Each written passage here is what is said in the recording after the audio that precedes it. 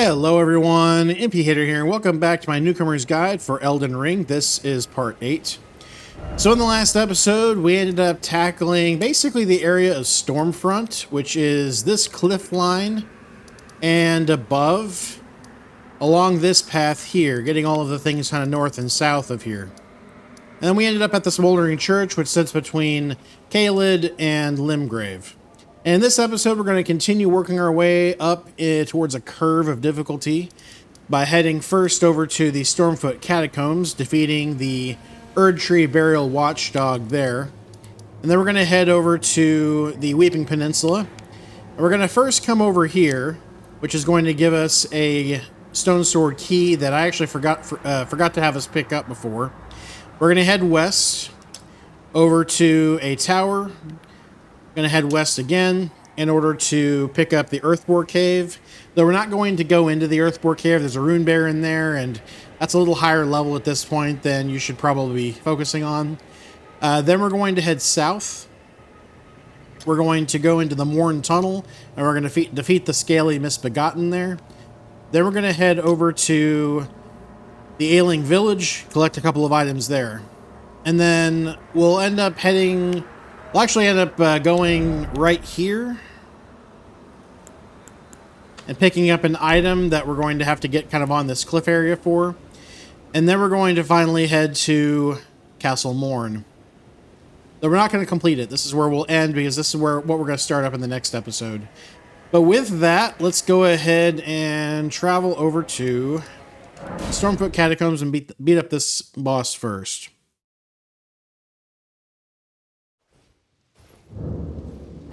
Now, one thing I want to call out about this boss here, as well as some of the enemies in the Morn Tunnel, are susceptible to strike damage. So I'm going to recommend that you have something that does strike damage with you that you're fine with using for now. I'm going to make this my kind of tertiary weapon, and I'm also going to go ahead and equip a shield in this slot too. We'll go with the Beast Crest Heater Shield because it does 100% physical damage negation. And I can wield it unlike these others right now. And then we're going to go ahead and head in. Now there's a lot of these imp enemies, so I'm going to recommend kind of using your shield. There's one off to the left here.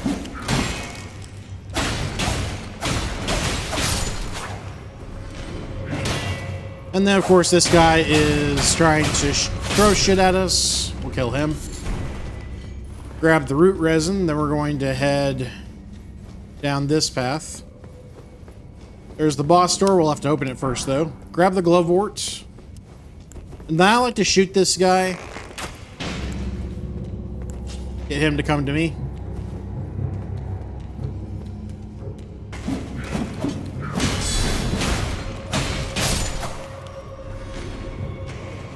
I like doing that because there's another one up here who will be throwing stuff at you.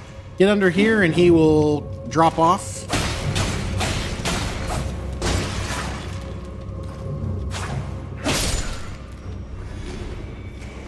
More glovewort over here.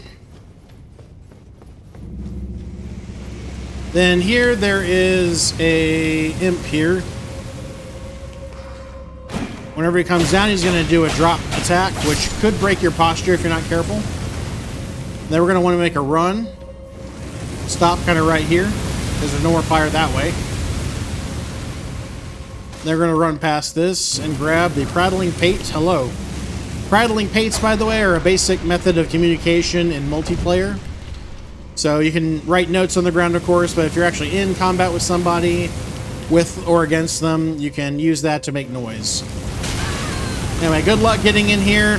Sometimes it's a tight squeeze.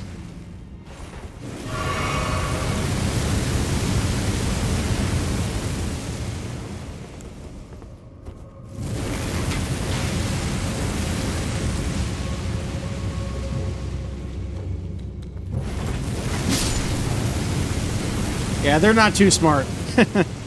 Anyway, I recommend picking them off like this because there are 5 of them in this little area.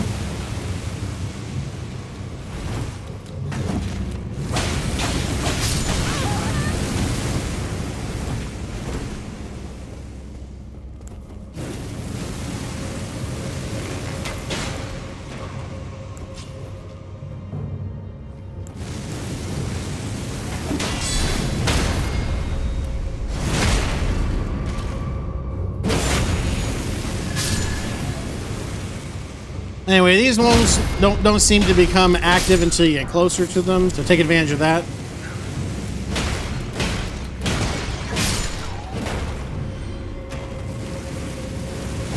And then we don't need this, we can go ahead and just knock that down.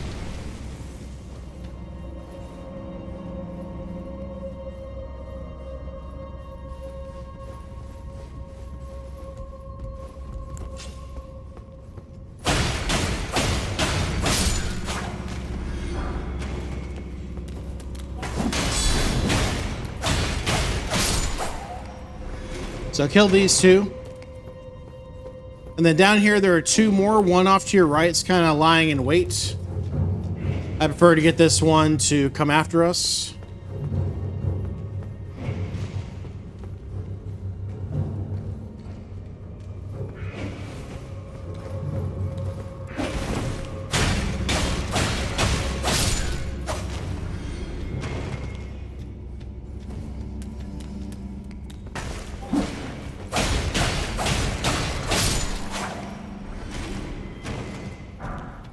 I got some more Glovewort, got a Wandering Noble Ashes, which is another spirit summon. Then we're going to go drop off of this ledge. Got one more imp to kill.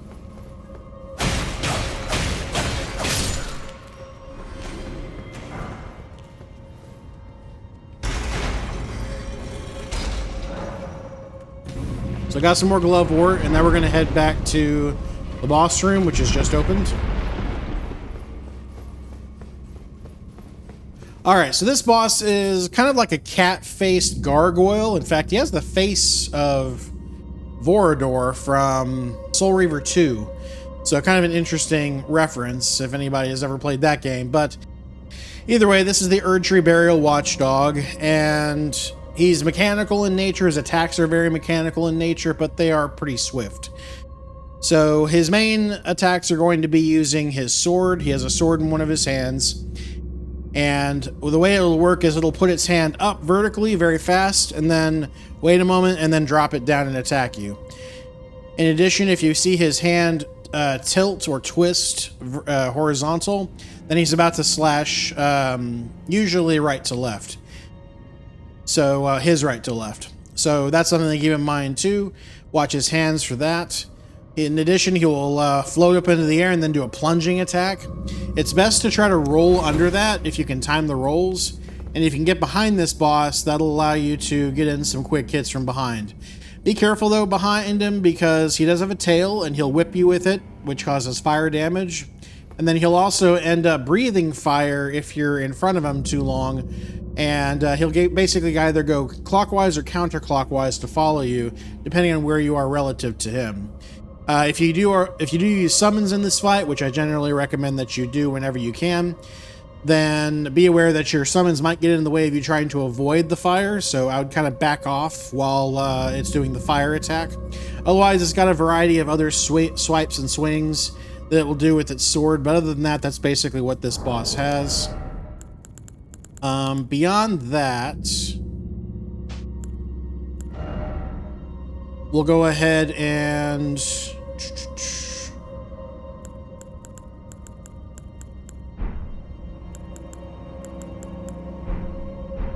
switch over to that. We're gonna pop a grease. Don't sleep on the wondrous physics, by the way. Some of them can actually be really beneficial to you. Anyway, as we get in here, we're gonna summon.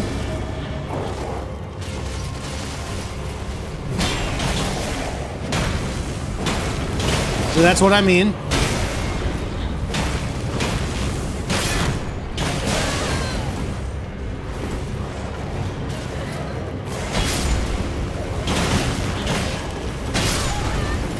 My roll was not well timed there. It was there though.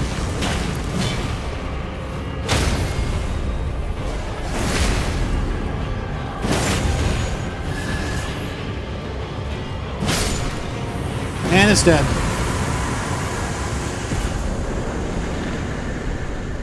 So we got Noble Sorcerer Ashes for our troubles.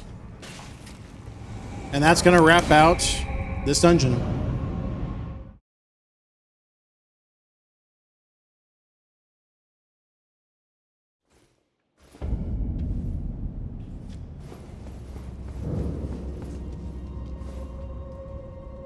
So I probably should have spent my runes before.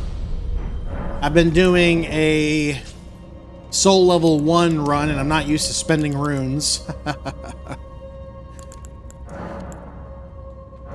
Let's see, I think we need about 600 left. That's going to get us to level 30. Yep. So, again, to kind of reiterate what we're doing here, I'm going to get my Vigor up to 40. Then I'm going to switch over to Dexterity and Arcane, start leveling those up to work along with my weapon. They're currently at the bare minimum for my weapon choice right now, the daggers. And then Vigor is going to go back up to 60 after that. 60 is basically the soft cap for it. You'll get diminishing returns past that point. Otherwise, though, we'll go ahead and travel over to the beside the crater pocked glade.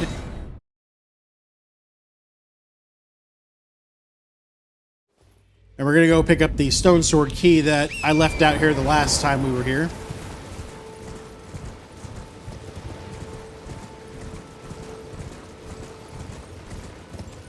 These things off to the left, by the way, in case you're wondering what they are.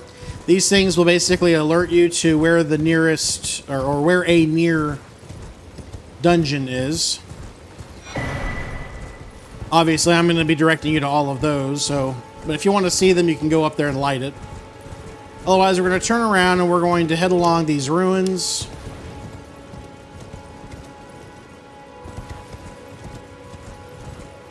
And you can see in the distance that there is a tower there. If you want to, you can get your dogs to help you. So a couple of runes over here.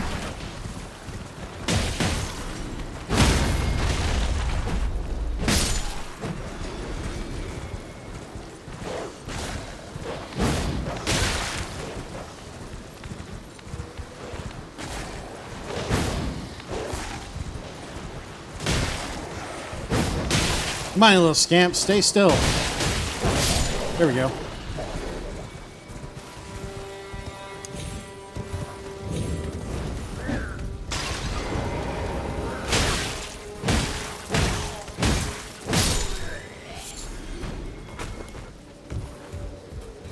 Alright, so we're going to head up here, and there's an enemy up here.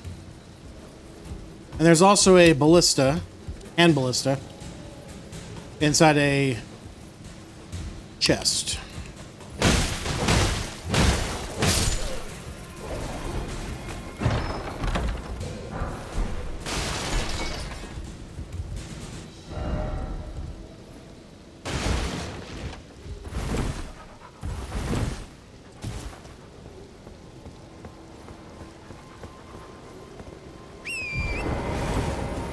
All right, then we're going to get back on Torrent.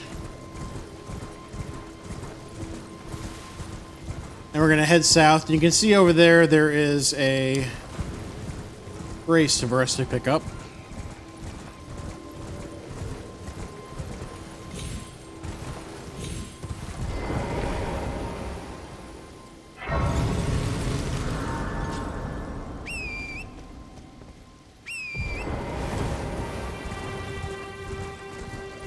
So grab the grace, then we're going to pick up this item, which is kind of a marker. We got to drop off here. Another item right here, another marker.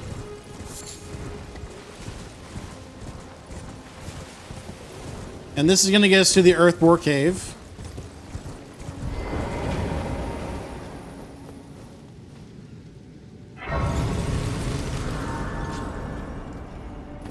So again, we're not going to go in there yet. It's got a rune bear in there who's pretty difficult to fight.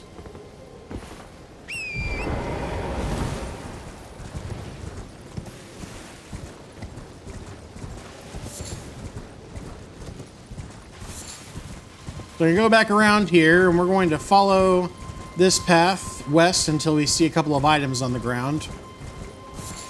Oh, there they are. So this is another marker. We're going to be heading south from here. There's a golden rune over here. Pick that up.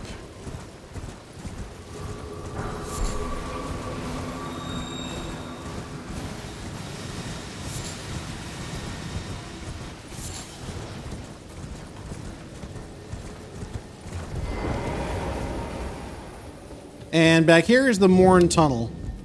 Now, you can take the thing down, but I want to use this opportunity to show you a lesson. We can drop off of here, and oftentimes you'll find little crevices off to the side. Sometimes you'll even find the actual path you're supposed to take. These yellow ones, by the way, on the walls are smithing stones. The white ones are somber smithing stones. Anyway, there's nothing else up this one, so you don't need to write it back up.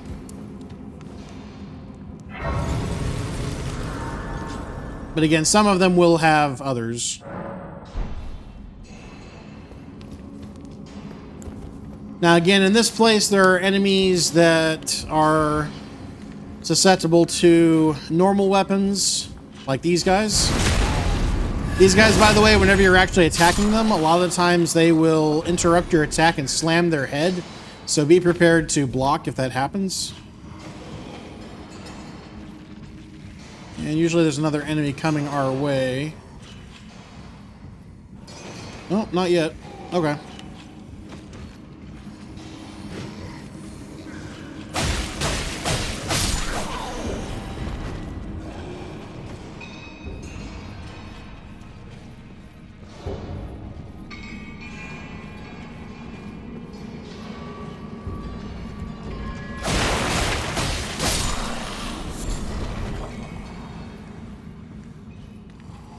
So a few enemies here, 2 of them asleep. We're going to backstab this one.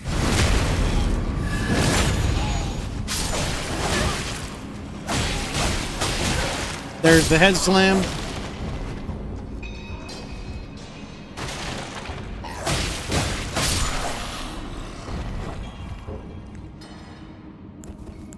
And these are the enemies that are really a pain to deal with without strike damage. With these enemies, most of your weapons will bounce off of them, and they'll only take a little bit of the normal damage that they would take. Otherwise, we'll grab another golden rune.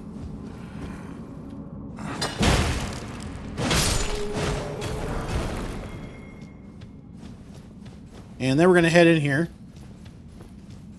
Off to the right is a guy who needs a boop. This guy's a pickaxe he'll hit you with. These guys will throw stuff at you from the pack of crap they've been collecting. Here's a somber smithing stone. This guy also needs a boop.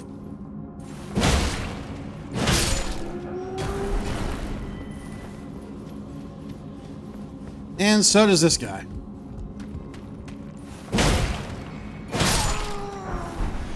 So got another golden rune, and then we're going to head back.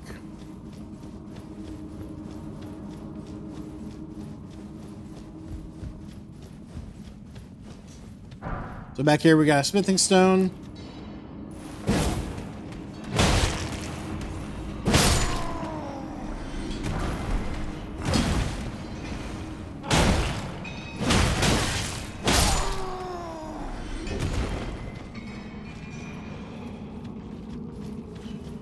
So now we're going to head in here. And this place has a lot of enemies, so I'm going to suggest you sneak.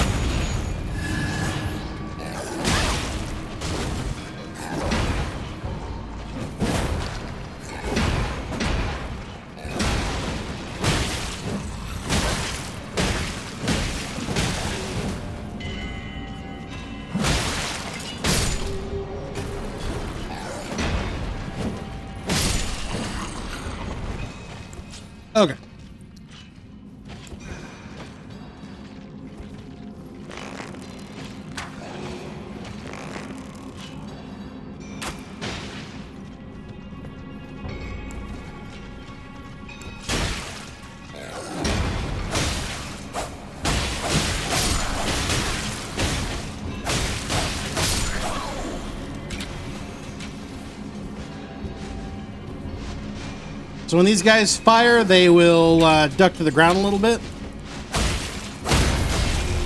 That's your opportunity to nail them.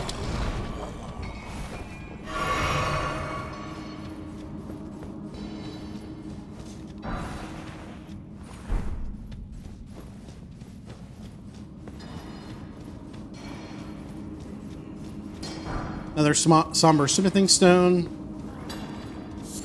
This is an arteria leaf, by the way. You'll also find them in the wild. They don't regrow, by the way, so definitely pick them up whenever you see them in the wild, too.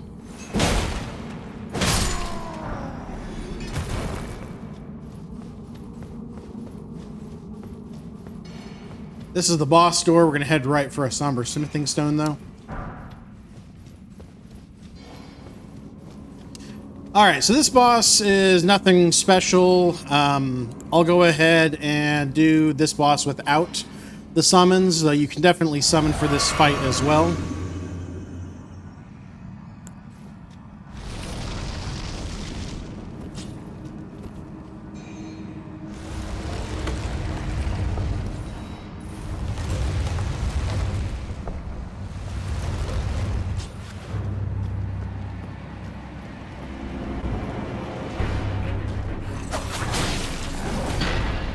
So you can roll through his attacks as is normal.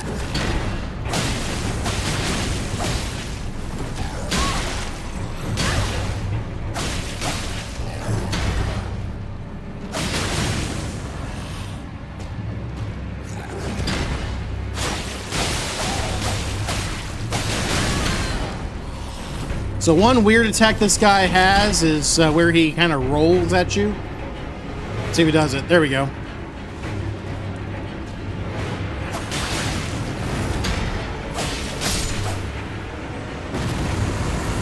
Otherwise, that's the fight. Gonna get a rusted anchor for your troubles.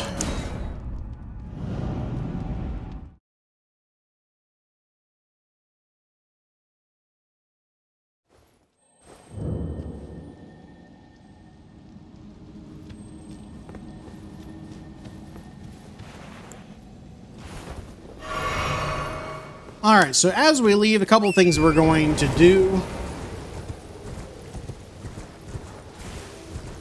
First, we're going to come over here and we're going to climb this using one of these.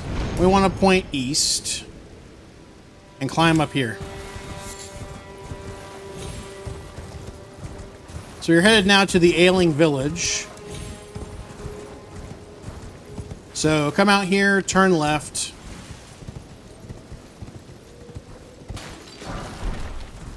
Got a rune to pick up.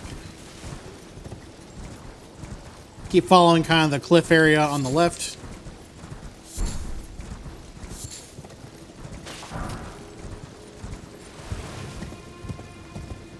And there's a grace up here.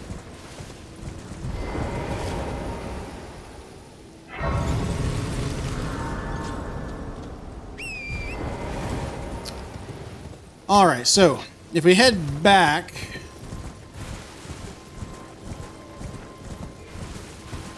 kind of along the outskirts of this little place, there's an enemy a little farther up right there. You'll notice these guys have these weird looking orange eyes. These guys are infected with something called madness. So just deal with kind of all of these enemies as you are going up the path into the village. The ones in the village seem too preoccupied, though they will start attacking you if you don't kill them quick. So if you are afflicted with madness, it'll consume some of your focus points, and you'll also be basically left to be damaged while you are kind of going through your stint of madness. So make sure to deal with that quickly. That way you don't get infected by it. So we got a flame crest wooden shield here. We're going to grab that.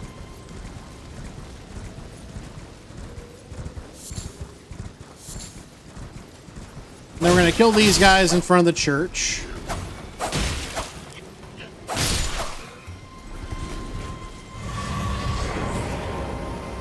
And I'm going to recommend that you summon for this, because there are a number of enemies in here, including a giant rat.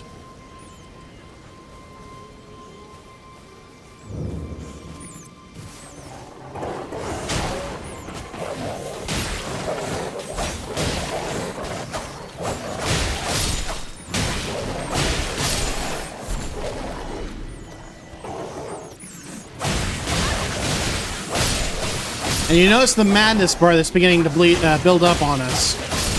Whenever you're attacked by enemies that are afflicted with madness, they also inflict madness.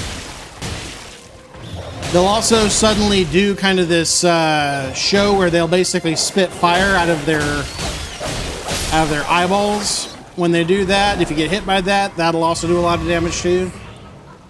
Otherwise, though, that's going to get us the Flame of Frenzy, which is actually tied to what's going on to these people. And the Flame of Frenzy is actually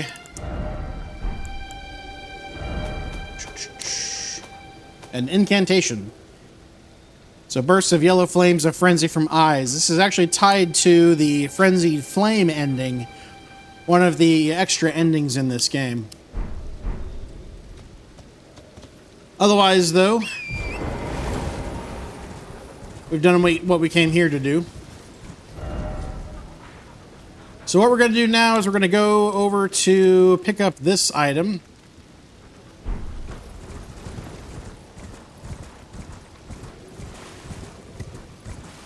I'm going to go to kind of the edge here.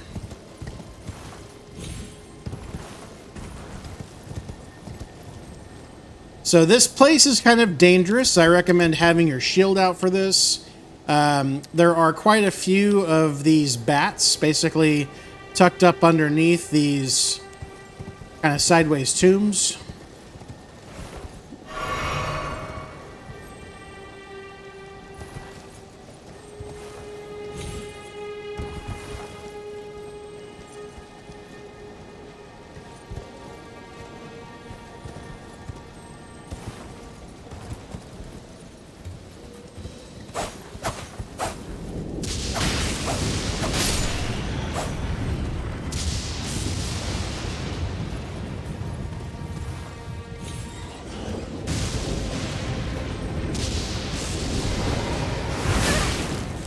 And that's why.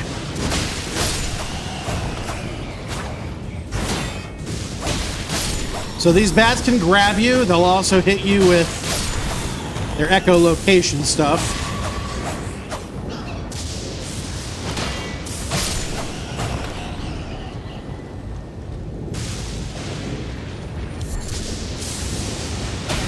So kill this quickly so it doesn't disappear.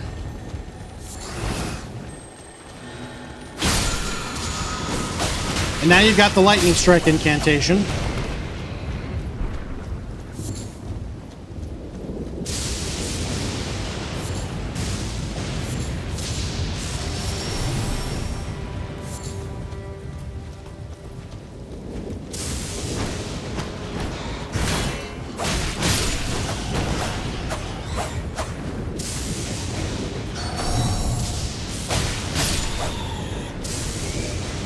Alright, I think that's all of them. So trying to get down off of here, you'll see quite a few death spots. I'm going to show you a secret way to get down without dying. Hop into this little crevice right here. And since nobody has left one, we're going to do people a favor. And I'm going to drop us a message.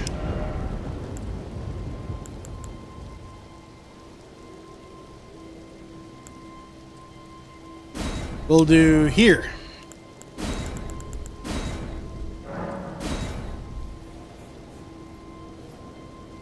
That way people know that they can use this as a way to get down. Anywho, so now we're going to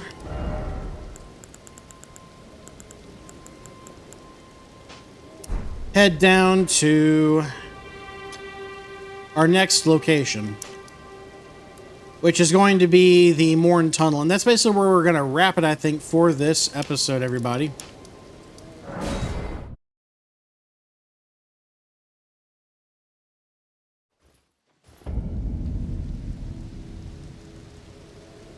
Now, I will say, in this next area that we're going to do in the next episode, there is an enemy, a boss, called the Leonin Misbegotten. He's a pretty tough enemy if you decide not to summon. I'm going to show you how you can summon an NPC, as well as we'll be able to summon your spirit summons too. But if you want to tackle him without, one consideration that you have is try to find a shield that has the barricade shield option. It allows you to use a little bit of focus points, and it'll basically make you have really, really high bounce off effect for your shield. Now, this shield has only 87% physical damage negation, so a consideration you might have is to kill this guy right here. This guy actually drops the Ash of War for that particular ability, so you can use that on any shield if you want. But otherwise, I'm going to go ahead and rest. We're going to go ahead and use the flask that we picked up earlier, or the Sacred Tear. And then we're going to go and rest until noon so that this guy doesn't attack us on our way there.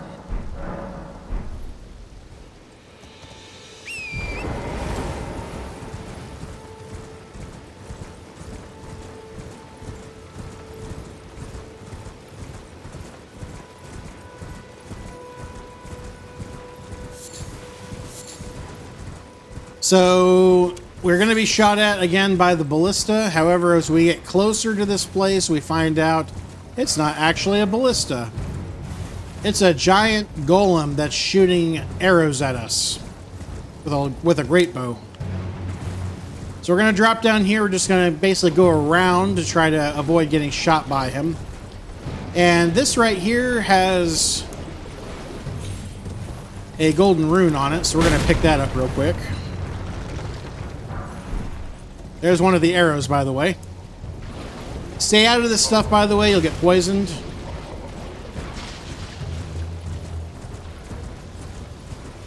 And then, in addition, on the beach over here, we got something else to pick up, too. So I've got another smithing stone, and then we got another arterial leaf.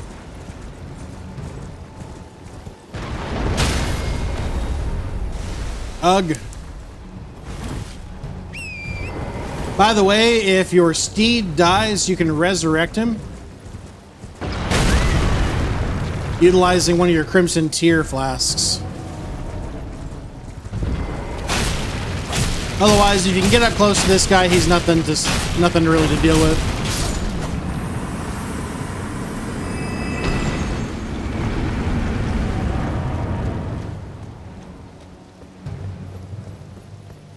Alright, so we're going to go ahead and head inside. This is basically the destination of the beginning chunk of our next episode. So we have made it to Castle Morn. We've collected a bunch of the stuff that's in the Weeping Peninsula.